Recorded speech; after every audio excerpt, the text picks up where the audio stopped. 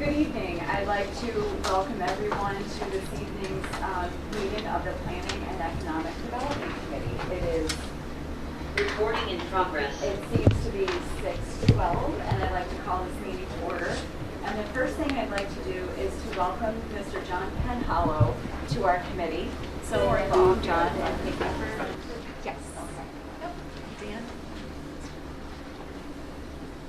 Hello, everyone. Hello. Tonight, we wanted to talk about decommissioning plans that are related to solar projects that we're seeing throughout the county. As you know, our Planning and Development Department manages and helps administer our Ag Farmland Protection Board. And the board reviews projects through the notice of intent for projects that are going to have an impact on our agriculture farmland, that are triggered by the possible public funding of that project or size related to that project or location. So lately, due to size, location, and public funding, the board has seen an uptick in solar projects coming forward through the NOI process. And some of these projects have been located on prime agriculture soils. So the board has expressed a lot of concern for protecting our county's agriculture resources and feel that decommissioning plans are really an important piece to bringing these projects to our communities and having a good plan in place for decommissioning and recycling of these solar panels. So we've spoken to our law departments and have asked for some guidance in how the board can express this to the legislature, and we've outlined a letter that specifically looks at the goals, objectives, and outcomes that they recommend that the county further look into. So I believe that everyone received a letter, and if you wouldn't mind, I'd like to read that letter and then offer Dan Steward, our representative from the Farmland Protection Board, to just talk a little bit more about that letter. So the letter reads, Dear Chautauqua County Legislatures, earlier this year, the County Agriculture and Farmland Protection Board expressed its concerns regarding the potential countywide impacts industrial energy projects may have on our agriculture lands and community as a whole. Following its request for action, the board has been advised by the county attorney to provide goals, objectives, and outcomes pertaining to renewable energy projects that would be recommended for county legislature to consider. The board takes seriously its charges to protect priority farmland and to support agriculture as a viable economic driver within the county. As such, the board has identified the following goals pertaining to the siting of renewable energy projects: aim to protect agriculture resources, aim to protect prime agriculture soils, and aim to protect the county, municipalities, and taxpayers from additional financial burdens. The board would like to see the legislature take action that, for projects receiving public funding and incentives, will guarantee the removal of large-scale industrial projects once they are no longer in use and sufficiently ensure that soils can be restored to previous state. Thus, it has been identified the following desired outcomes: keep productive soils and priority farmland and production, ensure soils are restored to their original productivity after the lifespan of these projects, and ensure developers and operators are held responsible for the financial and physical removal of projects after their lifespan and or after a period of no generation. Understanding that these concerns are not unique to Chautauqua County, the board has investigated strategies employed by other municipalities throughout the state. In considering the noted goals and desired outcomes, the board has determined the following desired objectives: to pass a local law to sufficiently address desired outcomes and create a template to aid municipalities in planning for these concerns. With any action taken, the board ultimately would like it guaranteed that the fiscal and physical responsibilities of decommissioning and reclamation of these sites are borne upon the developer or operator. Further, the board would hope the actions would discourage siting projects on land that would have negative cumulative economic impact on the sustainability of agriculture in our county.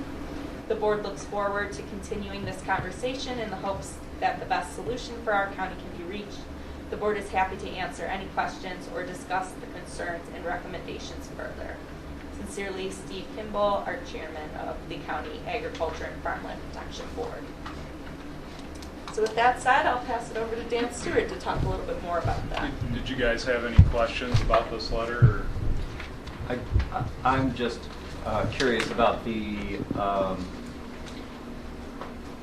process for testing soil, the process for determining when there's no more generation. How much? I mean, where did these guidelines come from? Well, and so before we get into like the guidelines, I mean, I think initially I want to kind of put it into plain language what's going on here. So in agriculture, in the agricultural community, we kind of have the saying that whoever can farm that land most profitably, a piece of land most profitably, is the one that ends up farming it. They can afford it because they've been profitable, they've managed it well. So there's competition amongst farms for land and for good land. And what's going on now is that the state, through a lot of these incentives, either primarily through NYSERDA, but also through the federal government, is these companies are able to use these subsidies, and they're bidding up land in the area. There's been offers that are basically 5 or 6 times an acre rent per annually that they're putting offers out there for. A lot of people think that's great for the farmers, right? All of our farmers in Western New York are old and they want to retire. And nothing could be further from the truth. We have a strong agricultural industry here. And the other thing that you guys really got to take into account is primarily the farms in this area. I mean, we rent probably 2/3 of the land that we actually end up farming. So in effect, what's going on is the farms are having to compete with the state for the use of this land. And to further complicate things, is that these companies that are coming in, they're hiring people from outside. They're investing in these solar arrays, and then there's usually some kind of strategy or a way of getting out of actually reclaiming it. And I'm not speaking in hyperbole on this. Just in my career, I've worked as a crop consultant for 30 years. I've seen the willow biomass projects. You can see them up towards Westfield and Ripley. There's some over towards Leon, South Dayton, that direction. They were going to use that for clean energy, take it to the power plant. Nothing came of it. Now we have these, 40, 50 foot tall, willow stands that are basically worth nothing on land. We're never going to be farming that land again. You can also see with the windmills that have been up by the thruway, they were installed, never functioned.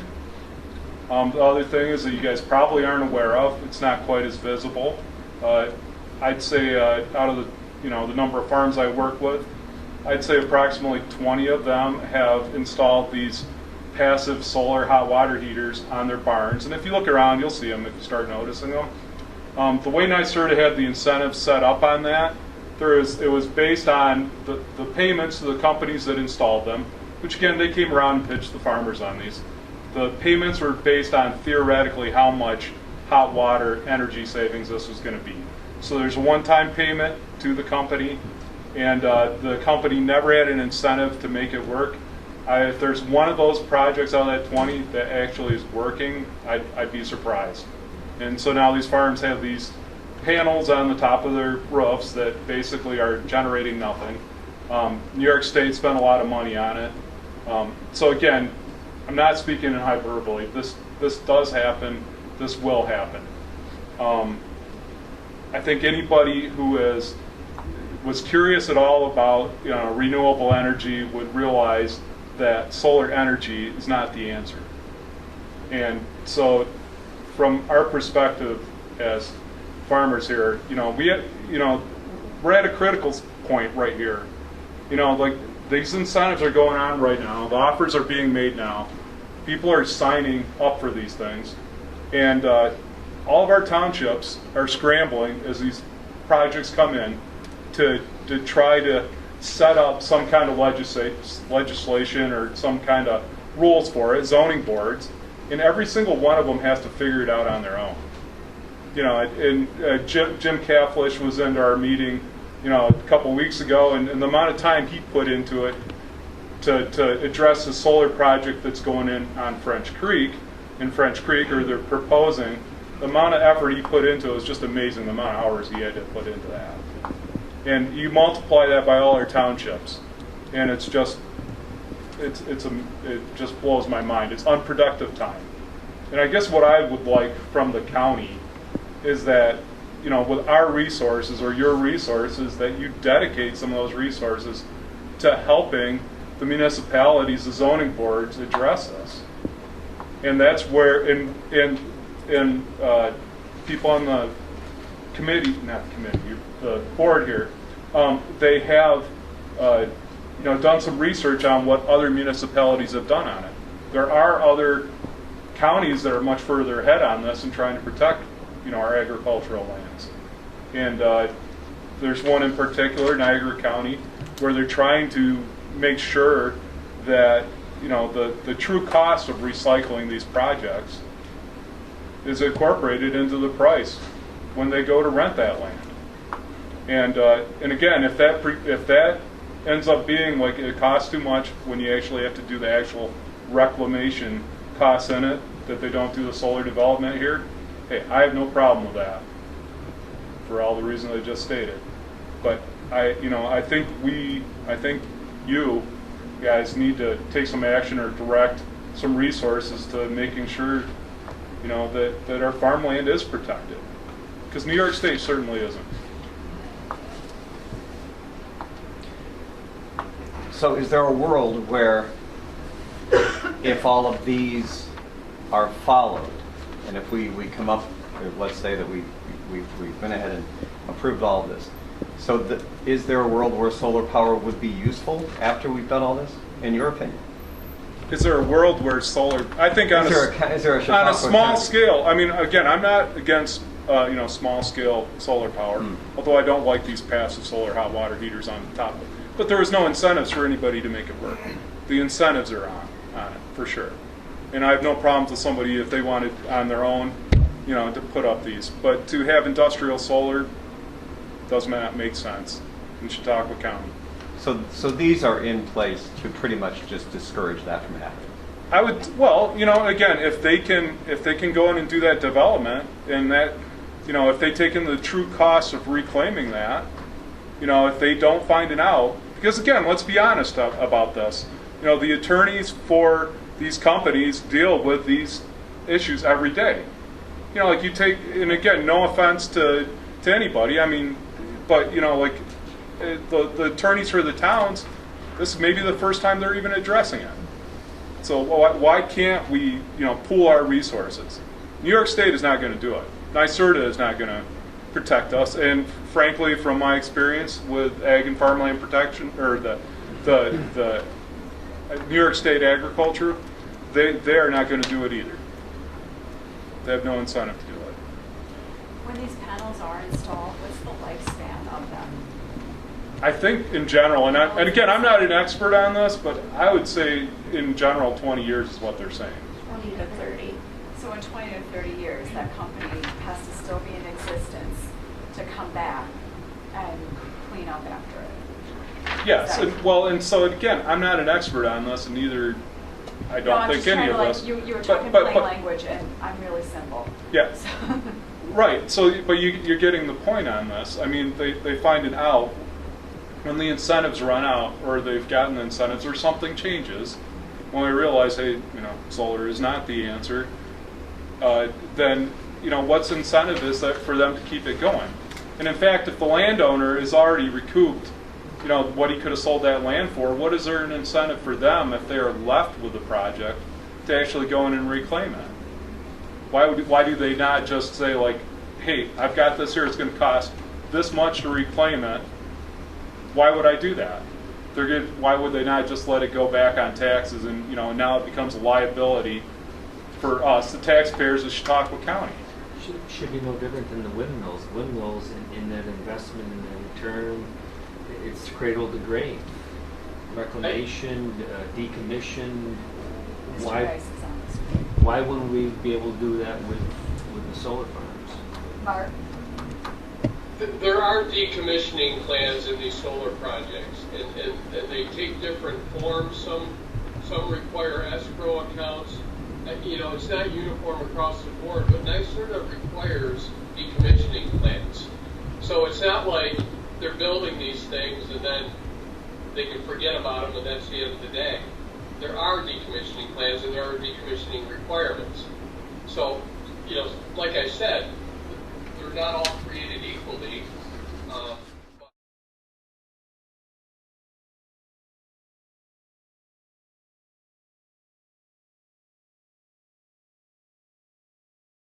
And thank you, Mark, for pointing that out. And they do require decommissioning plans, but again, it's very easy for someone to, you know, knowing what things are going to be, to write a decommissioning plan that, you know, they can get out of, and it does happen. I mean, if money's escrowed, and It's not. It's more of a bond, I think, is what they do. our county planning under Mark's direction, these windmills and the escrow and the protections built in for the landowners, for the county, decommissioning start to finish. And it sounds like it's there. It sounds like maybe it needs to be better organized in the different townships. I know, for example, the town of Stockton's going through with an opportunity in Barnes Road, and they're working with a certain engineering firm. And I would think this is something our county planning department would be the lead on helping formulate this stuff. And I bet you already have. And we may not even be aware of it. Well, you know, let me just say that, I've talked about this and thought about this for a while. And as we all know, it's a home rule state, so we can't make any municipality do anything, right? But what we could do is provide them with some guidance. And if we had a template that we could share with them, best practices type of template, I would think that would be helpful. In terms of the planning department doing it, we're all really smart, right, in the planning department, but that isn't necessarily our skill set. So we could do the best we could with the bandwidth we have, and it would be as good as we could do, but, that certainly is an angle. Can I use that to bring up, and I appreciate your concern for the agricultural lands, but what I'm hearing is you're wanting the decommissioning plan to include returning the soil to its original condition. Is that the key point? They are required to do that. I guess what I'm saying is that the true cost of doing that is That's not. the question. That's Yes, the devil in the detail. Yeah, and again, I am speaking from experience, just like those those projects, the willows, the throughway turbines, the hot water panels. I mean, this has happened. This is a real concern. That is written into the decommissioning plans that they have to return the soils to their original condition. So, I don't know how you do that exactly and how you test it.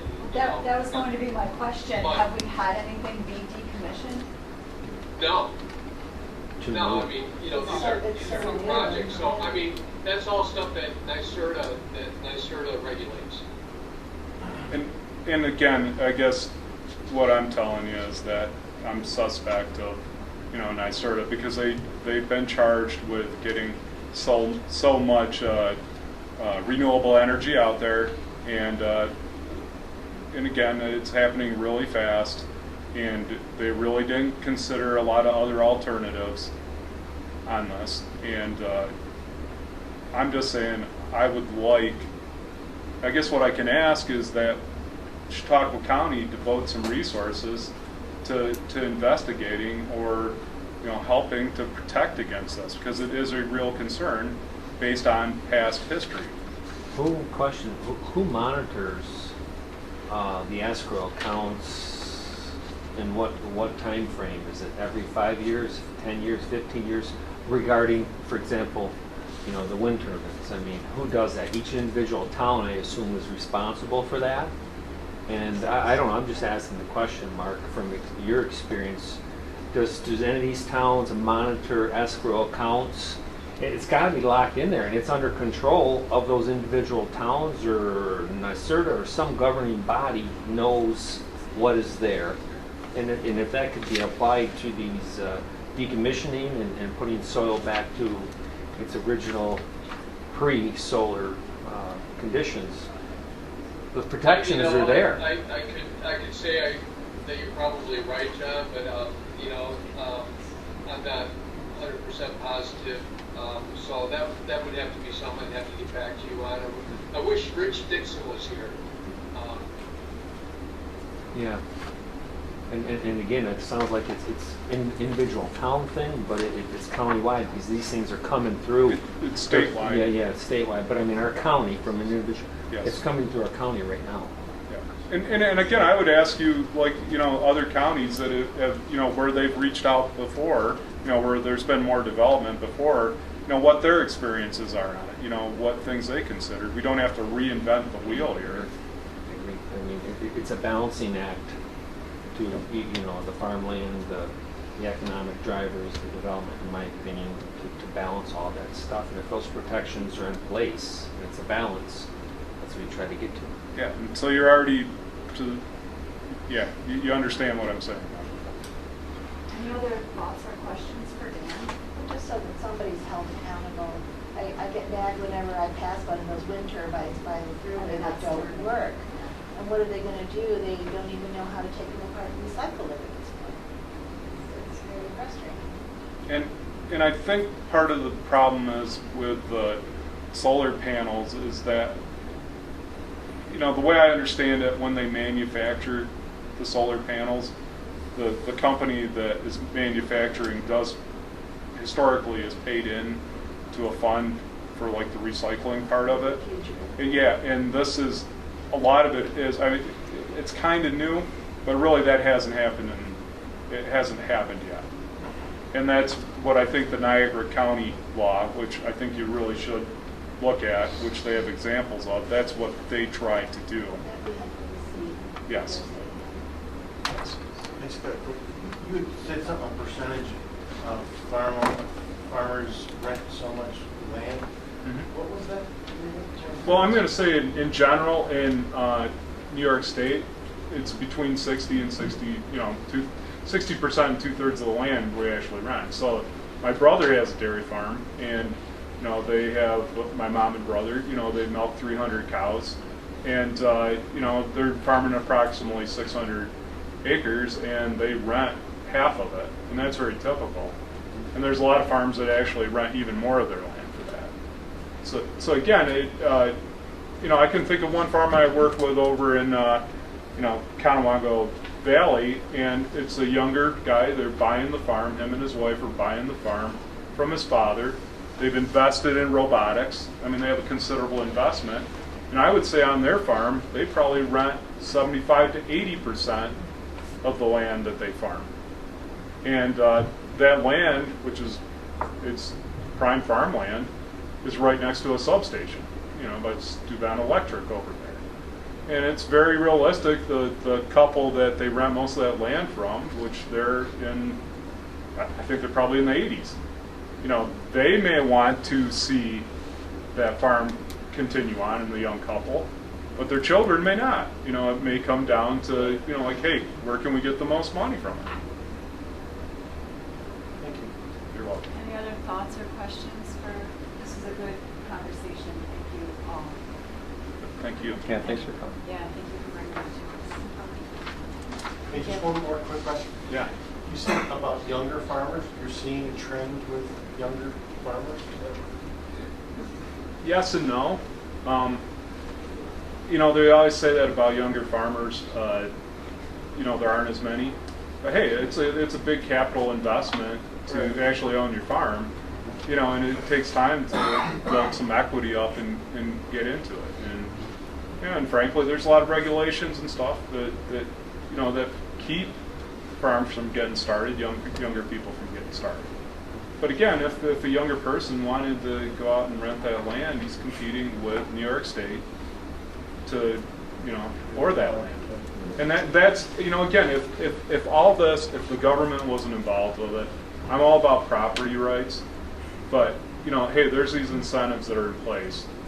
And that's where our role on the Ag and Farmland Protection Board, that's where we come in. That's where we comment on it. Thank you. If you had more details about